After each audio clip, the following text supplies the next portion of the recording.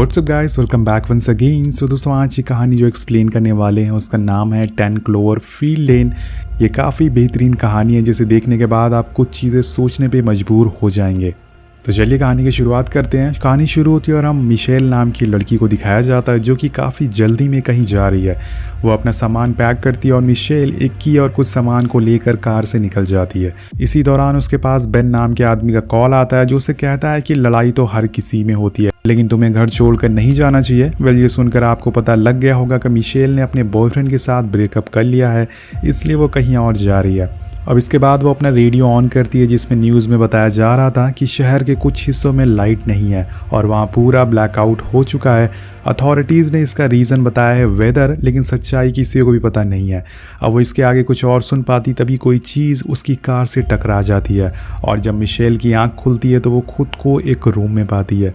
उसके पैर पे चोट लगी हुई थी, लेकिन गौर करने वाली बात यहाँ पर ये थी कि उसके पैर को किसी ने जंजीरों से बांध रखा था। और इसी बीच वहाँ एक हावर्ड नाम का एजेड आदमी आता है जिसे देख के वो घबरा जाती है। उसे लग रहा था कि वो आदमी उसे मार डालेगा, इसलिए वो उसे पूछती भी है, क्या तुम मुझे मारना चाहते हो? तो हावर्ड कहता है कि नहीं, मैं तुम्हें मारना नहीं बल्कि बचाना चाहता हूँ। अब मिशेल झूठ बोलती है कि मेरा बॉयफ्रेंड बेन बाहर ही है, वो किसी भी समय यहाँ पुलिस लेके आ सकता है, तो मुझे छोड़ दो, मैं बाहर जाकर किसी को भी इस बारे में कुछ नहीं बताऊंगी।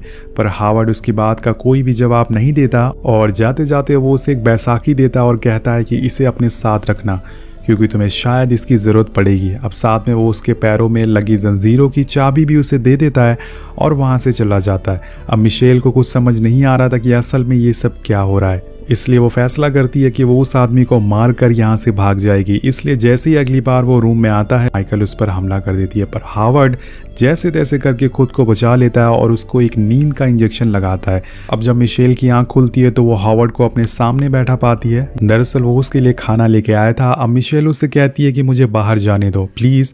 तो हावर्ड उसे बताता है कि हमारी दुनिया पे एक हमला हुआ है। अब ये तो मैं नहीं जानता कि ये किस तरह का हमला है, लेकिन हाँ इतना ज़रूर बता सकता हूँ कि पूरे शहर में जहरीली हवा फैल चुकी है, अगर तुम ऊपर गई तो मारी जाओगी। तो मिशेल पूछती है कि हम अभी कहाँ पर हैं? तो हावर्ड बताता है कि हम लोग मेरे फार्म हाउस के नीचे है। मैं ये बंकर काफ़ी सालों पहले से बना रहा हूँ क्योंकि मुझे पता था कि कुछ सालों बाद एक ऐसा समय आएगा जब इसकी ज़रूरत पड़ेगी। अब वो हवा जहरीली होने का कई रीज़न बताता है, उसे भी पता नहीं होता कि एक्चुअल में बाहर क्या हुआ है।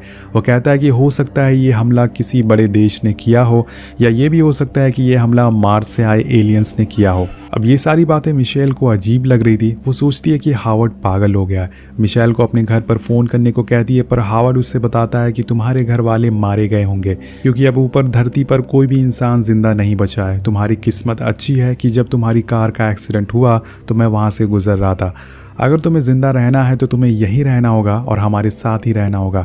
अब उसके जाने के बाद मिशेल सो जाती है, पर थोड़ी देर बाद उसे बंकर के ऊपर किसी की कार की आवाज़ सुनाई देती है, जिसे सुन के वो उठ जाती है और देखती है कि गेट खुला हुआ है। अब वो बिना कुछ सोचे समझे गेट से बाहर आ जाती है जहाँ पर उसे एमिड नाम का आदमी मिलता है। यहाँ हम देखते हैं कि एमिड के हाथ में भी चोट लगी थी जिसकी वजह से वो ज़्यादा कुछ काम नहीं कर पाता था।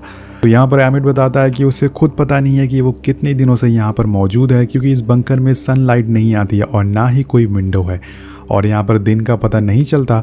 अब इन दोनों की सिचुएशन देखकर ऐसा लग रहा था कि हावर्ड ने इन्हें बेवकूफ़ बनाकर यहाँ पर रखा हुआ है और तभी यहाँ पर हावर्ड आ जाता है। इस बंकर में उसने हर चीज़ को स्टोर करके रखा हुआ था। ऐसा लग रहा था कि उसे पहले से ही पता है कि ये सारी चीज़ें होने वाली है।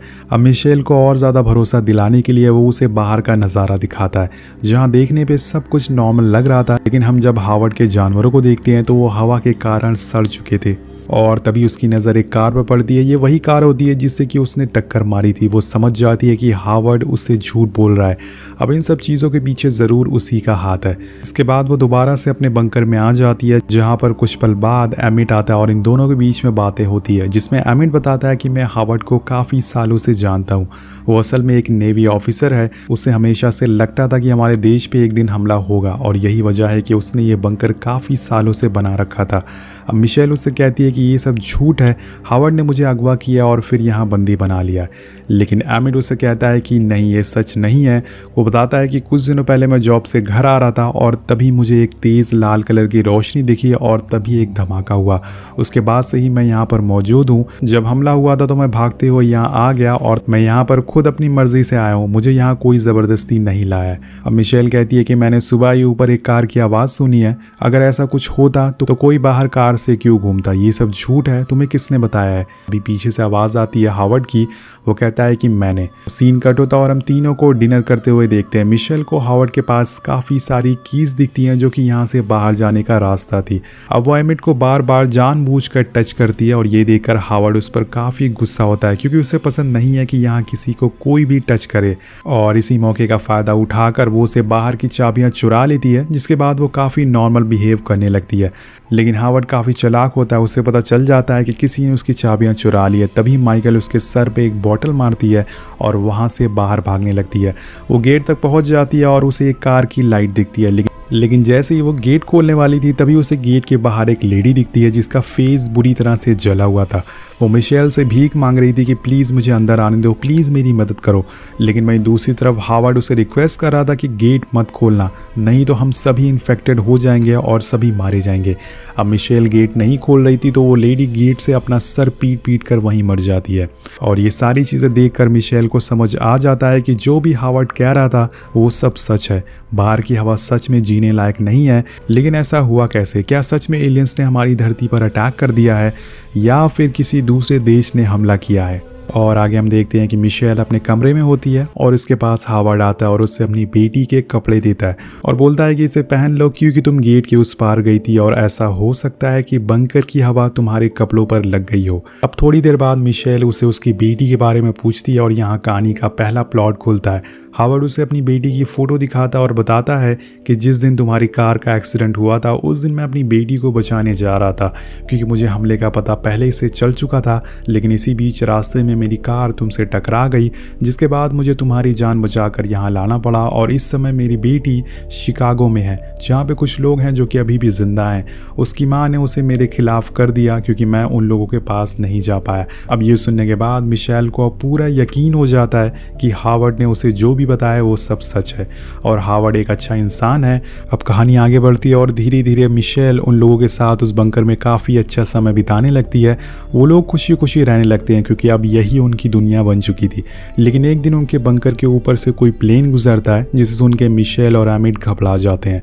तो हावर्ड आके उन्हें बताता है कि शायद ये किसी देश की सेना का हेलीकॉप्टर हो या फिर कोई एलियन स्पेसशिप हो सकता है। और जब ये प्लेन यहाँ से गुजरता है तो इनका बंकर पूरी तरह से हिलने लग जाता है जिसकी वजह से इनका एयर वेंटिलेशन सिस्टम खराब हो जाता है और अगर ये ठीक नहीं हुआ तो बाहर की जहरीली हवा अंदर आ जाएगी। अब इसे ठीक करने के लिए अब किसी को मैकेनिकल रूम तक जाना होगा, पर वहां तक जाने का रास्ता वेंटिलेशन बॉक्स से होके गुजरता है जिसके अंदर सिर्फ मिशेल ही जा सकती है क्योंकि वो बहुत ही पतली है। उसे अंदर भेजते हैं और थोड़ी देर बाद वो मैकेनिकल रूम तक पहुंच जाती है जहां वो वेंटिलेशन को दोबारा से ऑन कर देती है जिससे कि वो चलने लगता है। लेकिन इसी दौरान उसकी नज़र एक विंडो पर पड़ती है जहां पर एक तेज रोशनी आ रही थी। वो सीढ़ी से ऊपर जाती है तो उसे बाहर का खुला आसमान दिखता है। अब वो बाहर जाने की सोचती है लेकिन वो गेट लॉक होता है, पर यहाँ पर उसे कुछ अजीब दिखता है। वो ग्लास पे देखती है कि किसी ने हेल्प लिखा हुआ है और साथ साथ में उसमें कुछ खून की बूंदें भी लगी होती है, जिसे देखने के बाद वो नीचे आती है और वहाँ पर उसे एक इयररिंग मिलती है। मिशेल इसे पहचान जाती है कि आखिर ये किसकी है। अब वो उसे लेके ऊपर एमिड के पास जाती है और बताती है कि मुझे ये इयररिंग ऊपर मिली है, ये असल में हावर्ड की बेटी की है। और वो उसे उसकी फोटो भी दिखाती है और कहती है कि देखो इसने वही इयररिंग पहनी है, यानी कि हावर्ड ने अपनी बेटी को ऊपर कैद करके रखा हुआ था और मुझे वहाँ ग्लास पे हेल्प भी लिखा हुआ मिला। ये ज़रूर उसकी बेटी ने लिखा होगा। और इसके बाद एक और सस्पेंस खुलता है दोस्तों। यहाँ पर एमिड कहता है कि इस फोटो में जो लड़की है वो हावर्ड की बेटी नहीं, ये तो मेरी बहन के साथ उसके हाई स्कूल में पढ़ने वाली एक लड़की है। और 2 साल पहले अचानक से हमें एक दिन खबर मिलती है कि ये लड़की कहीं गायब हो गई है और आज तक इसका कोई भी पता नहीं चला है। अब मिशेल समझ जाती है कि हावर्ड ने उसे जो भी कहा है वो सब झूठ है। और इसी बीच मिशेल के हाथ में जो बुक होती है उसमें से एक फ़ोटो नीचे गिरती है जिसमें हावर्ड और उसके साथ एक लड़की थी जिसने वही वही कपड़े पहने हुए थे जो कि इस समय मिशेल ने पहना है। और ये देखकर ये दोनों समझ जाते हैं कि असल में ये हावर्ड की बेटी है और जिस लड़की की फ़ोटो उसने मिशेल को दिखाई थी वो लड़की जो 2 साल पहले गायब हो गई थी, जिसे हावर्ड ने यहाँ कैद करके रखा हुआ था। अब हावर्ड ने बंकर इसलिए बनाया था ताकि वो लड़कियों को यहाँ ला सके और मार सके। मिशेल और एमिट समझ जाते हैं कि उन्हें यहाँ से निकलना होगा वरना हावर्ड उन्हें भी मार डालेगा। अब उन्हें जल्दी से बाहर निकलना होगा, लेकिन बाहर तो जहरीली हवा है। इसलिए मिशेल उसके पास एक मैगजीन लेके आती है कि इसमें एक मास्क बनाने का तरीका बताया गया है जिसकी मदद से हम बाहर जा सकते हैं और बिना इन्फेक्टेड हुए। लेकिन वो कहती है कि उसके लिए हमें बाथरूम के पर्दे चाहिए होंगे क्योंकि वो वाटर प्रूफ है, जिसके लिए एमिट हावर्ड के पास जाता है और उससे बताता है जब मिशेल ऊपर मैकेनिकल रूम में गई थी तो उसके आने के बाद उसने वॉशरूम यूज किया था और मुझे ऐसा लग रहा है कि उसकी वजह से वॉशरूम में वायरस फैल गया होगा। अब ये सुन के हावर्ड फौरन अगले दिन ही वॉशरूम के पर्दे को हटा देता है, वो उन पर्दों को डस्टबिन में डाल देता है और मिशेल उसे वहां से निकाल लेती है और उससे मास्क और एक सूट बनाना चालू कर देती है क्योंकि प्रोफेशनली वो एक डिज़ाइनर होती है और इसके लिए ये सब बनाना काफ़ी आसान होता है। अब वो मास्क बना रही होती है कि तभी वहाँ पर हावर्ड आ जाता है, जिसे देख के वो मास्क को छुपा देती है। हावर्ड उसके पास आके कहता है कि मुझे तुम्हारी मदद चाहिए और वो उसे और एमिट को लेके एक स्टोर रूम के पास जाता है और एक कैन बाहर निकालने को कहता है। इस कैन में एक केमिकल होता है जो किसी भी चीज़ को पिघला सकता है, चाहे वो इंसान की बॉडी क्यों ना हो। और एमिट बोलता है कि तुम हमें ये सारी चीज़ें क्यों बता रहे हो, हम ये सब जान के क्या करेंगे। तभी हावर्ड एक कैंची और ब्लेड दिखाता और ये वही कैंची होती है जिससे वो लोग ड्रेस बना रहे थे, वो मास्क बना रहे थे। मिशेल ये देख के घबरा जाती है और हावर्ड पूछता है कि बताओ तुम लोग क्या बना रहे हो। तो एमिट कहता है कि इसमें मिशेल की कोई भी गलती नहीं है, दरअसल मैं तुम्हारी बंदूक लेने की सोच रहा था क्योंकि मैं भी एक हथियार बनाने की सोच रहा हूँ। अब ये सुनकर हावर्ड बंदूक से उसकी खोपड़ी उड़ा देता है और वो उसे भी केमिकल में गला देगा। अब ये देख के मिशेल पूरी तरह से सहम जाती है, उसे इस बात का जरा भी अंदाजा नहीं था कि ऐसा भी कुछ हो सकता है। ये सब देखने के बाद वो अपना सूट बनाने का काम और भी तेज कर देती है, पर एक दिन उसके रूम में हावर्ड आने लगता है और वो फौरन उसे छुपा देती है। अब हावर्ड आता है और उसे खाना खाने के लिए चलने को कहता है, पर जाते उसे वो सूट दिख जाता है और इससे पहले कि वो मिशेल के साथ कुछ करता वो वहां से भाग जाती है और वही केमिकल हावर्ड के ऊपर गिरा देती है और मौके का फायदा उठा के वहां से भागने लगती है। उसके जाने के बाद हम देखते हैं कि वहां एक वायर में आग लग गई है और इधर हम देखते हैं कि हावर्ड अभी भी जिंदा होता है। वो उस वेंटिलेशन पे चाकू से हमला करता है, पर मिशेल जैसे तैसे करके ऊपर मैकेनिकल रूम तक पहुंच जाती है और उस विंडो को ताले को तोड़कर बाहर कूद जाती है। अब कई महीनों बाद उसे आज खुले आसमान के नीचे सांस ली थी, वो बहुत ही अच्छा महसूस कर रही थी। उसने अपना सूट पहना हुआ था इसलिए उसे अभी तक कुछ भी नहीं होता है। इसी दौरान वो आसमान में पंछियों को उड़ते हुए देखती है और तब उसे पता लगता है कि ऐसा कुछ नहीं है, यहाँ की हवा बिल्कुल साफ है। वो अपना मास्क उतार देती है और ताज़ी हवा में सांस लेती है, लेकिन इससे पहले कि वो वहाँ से भाग सके उसे एक स्पेसशिप दिखता है दोस्तों, जो कि एलियन का होता है। मतलब सच में धरती पर एलियन ने हमला कर दिया है। अब मिशेल वहाँ से एक कार की तरफ भागती है और उसका गेट खोलने में ट्राई करती है, पर वो लॉक होता है जिस वजह से उसका सायरन बज जाता है और वो स्पेसशिप साउंड डिटेक्ट कर लेता है और मिशेल की तरफ आने लगता है। मिशेल एक स्टोर रूम में छुप जाती है और यहाँ उसे एक सड़ी हुई इंसान की लाश मिलती है। ये वही आदमी होता है जिसकी बाहर कार खड़ी हुई थी। शायद ये भी अपनी जान बचाने के लिए यहाँ छुपा होगा, लेकिन इन्फेक्शन से मारा गया। और इसी बीच वो स्टोर रूम में एक एलियन आता है ये देखने के लिए वहाँ पर कोई है या नहीं। मिशेल उसे बच जाती है और उसके जाने के बाद वो देखती है कि सामने एक घर में लाइट जल रही है और वो उसकी तरफ बढ़ने लगती है। लेकिन दोस्तों असल में वो एक एलियन स्पेसशिप की लाइट होती है जो उसके पीछे थी।